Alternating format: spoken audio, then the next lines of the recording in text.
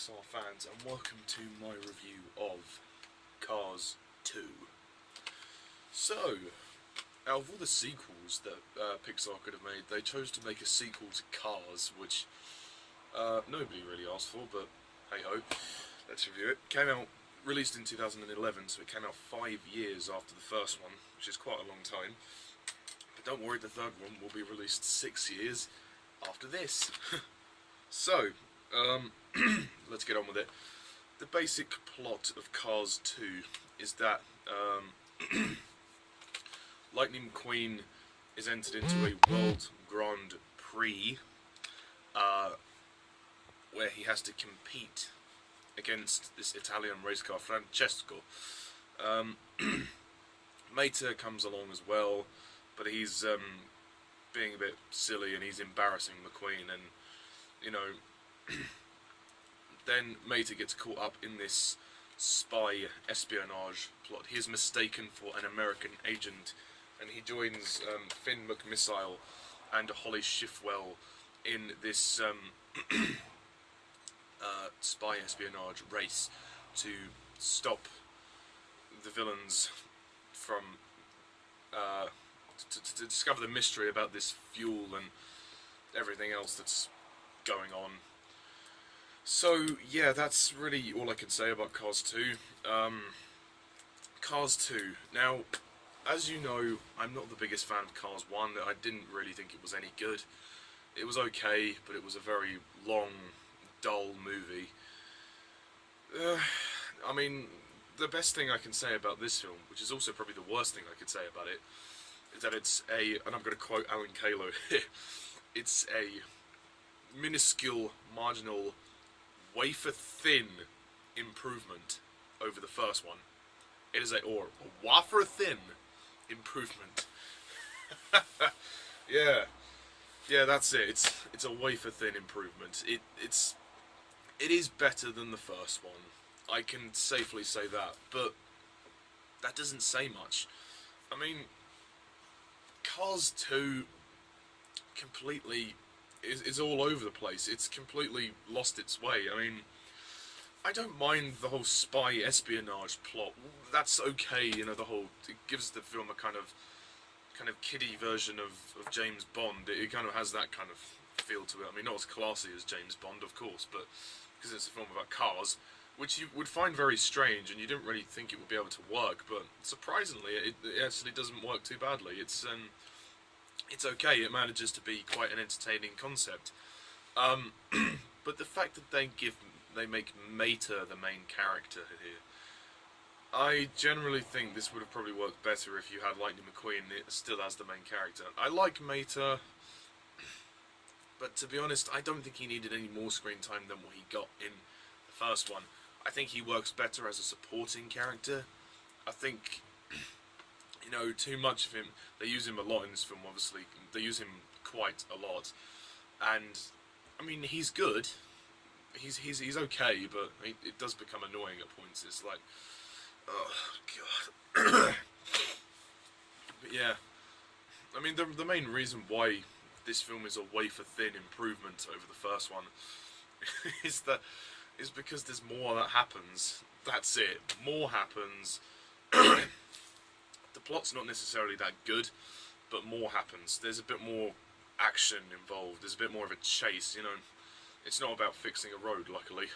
That's why I was really worried that they were making a sequel to Cars 2, but again, it's an okay movie. It's made well enough. I mean, it's not really deep. I mean, the Cars movies don't tend to be very deep. They're not the deepest of Pixar films, and you can see why.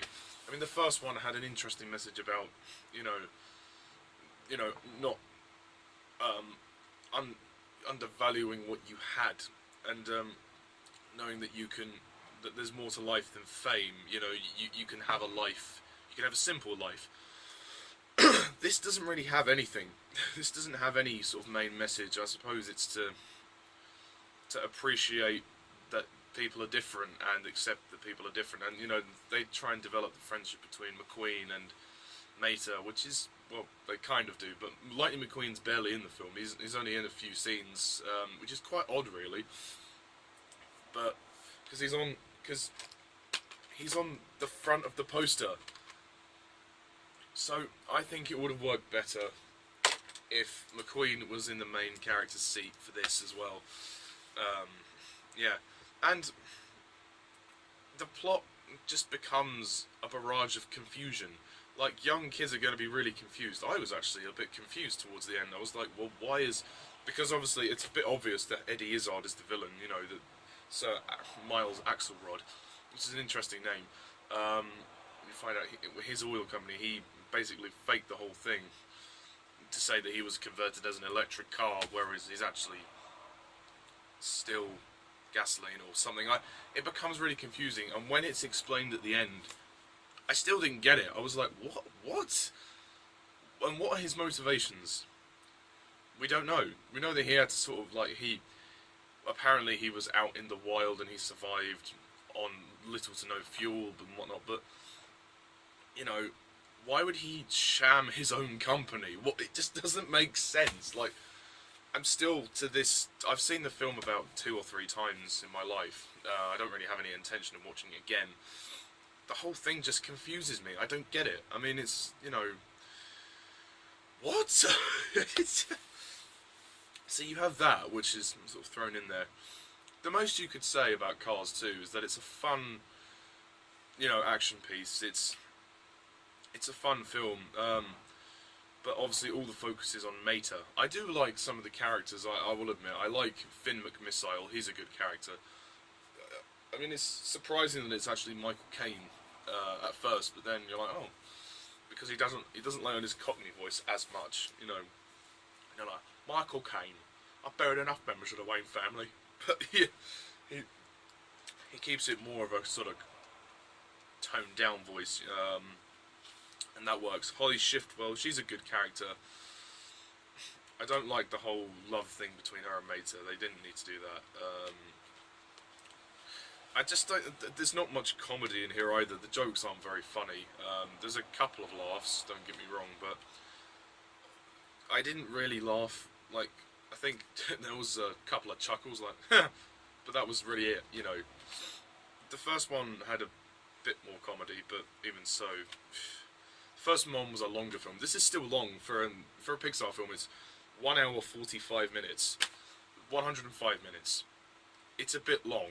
I mean, luckily it moves at a better pace, so I'll forgive the movie for that, but there's just nothing here that really captures your interest. Like, again, there are parts of this that are dull, boring. Like, the initial sort of setup takes ages. I mean, you know, the opening action scene is really long as well, which is quite a cool scene, no, don't get me wrong, but everything after that, I mean, by the 48-minute mark, that is when Mater and Finn, when Mater is dragged into the whole debacle, well, a little bit before that. I think the first half an hour is 45 minutes, not much really happens, and then Mater gets dragged into the whole espionage thing. I mean, yeah, I mean, to some extent I can appreciate the whole James Bond kind of spy espionage plot, but ultimately, if it was in a different film, I'd probably care a bit more. I mean, I don't know, there's just something about the Cars movies that's never really appealed to me. I don't know what it is. Maybe, I mean, again, it's another sort of nostalgia trip for the filmmakers. They feel like it's a film made for themselves, which, you know, is fair enough, but don't rule out the target audience. I mean, I'm not saying you can't make a film for yourself. That's not, you know, you can still do that, but just try and, I mean, again, there's no target audience. I think it's a bit, you know, it is obvious. I think, if I'm correct, the Cars movies are centered around for a much younger demographic. Like, as I said in my previous Cars review, my nephew is a fan of these movies, and he liked Cars 2 a lot. He watched it when he was younger, but I don't know, like, it's beautifully animated, don't get me wrong, it is beautifully animated.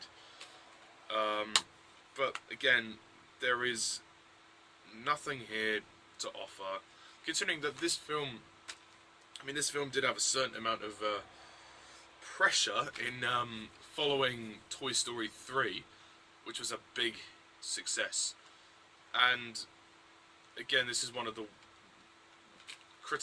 worst critically received Pixar films. It's just not that good. I mean, the comedy's not great. I'm not really a Larry the Cable Guy kind of guy. Although, I mean, he gives a decent performance, but it's just more of the same that we've seen in the first one. And I wanted more of Lightning McQueen, to be perfectly honest.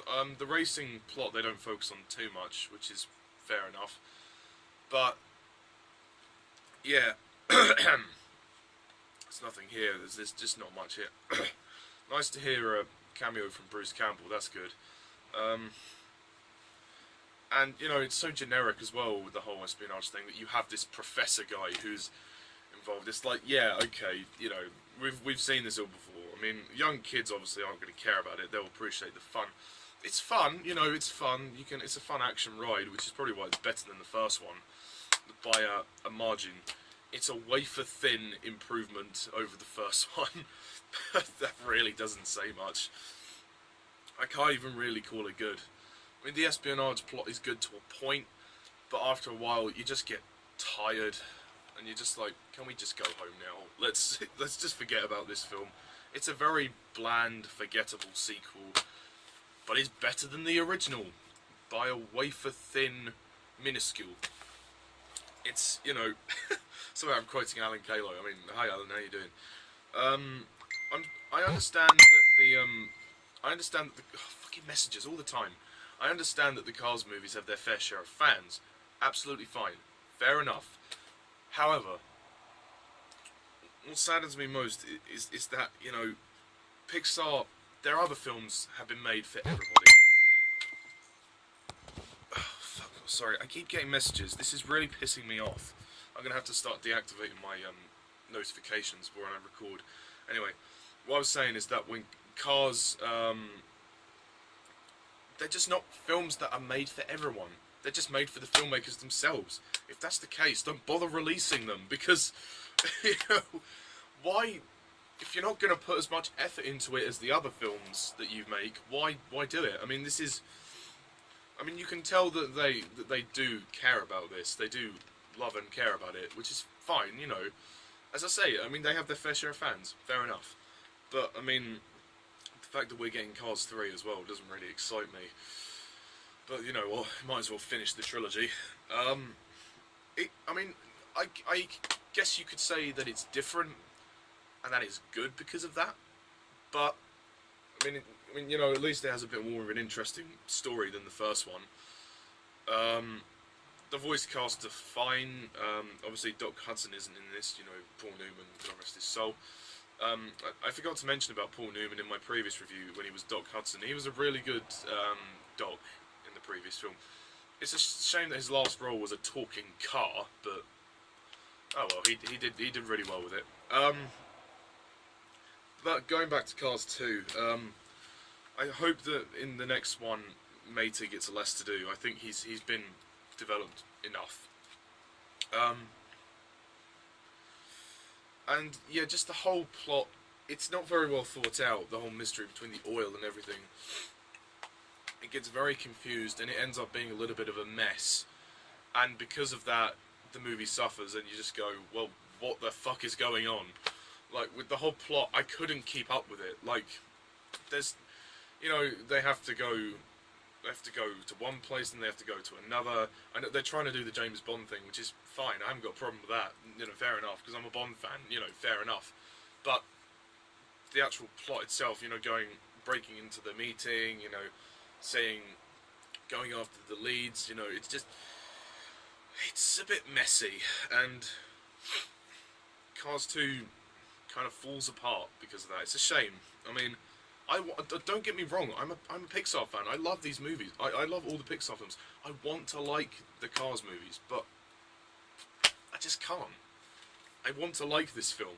I want to really like it, but, you know, unfortunately not every film is good, and which is why next year's Cars 3 is going to be very interesting. I'm not really looking forward to it, but I'll go and watch it because it's Pixar. But, yeah, I mean, the animation is fantastic, though. We can say that much. The music is okay, I guess. Definitely has that spy feel. it's directed all right, I guess, by John Lasseter. He clearly loves what he's doing, so I will give him a pass on that one. But yeah, it's ultimately a bit of a mess. But it's okay. So I'm gonna give it a very respectable 5 out of 10. You might think I'm foolish, maybe it's untrue. You might think I'm crazy, but all I want is you. You might think it's hysterical, but I know. Well, I say very respectable. Sorry, it's 5 out of 10. That's all I can really give it.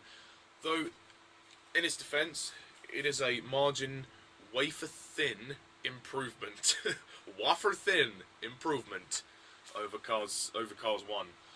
So yeah, that's really all I have to say about Cars 2. What do you guys think of it? Do you agree? Do you disagree? Put your comments down below. Let me know. How do you compare this movie to the first one? And are you excited for Cars 3? Because I'm not. But I'll go and watch it.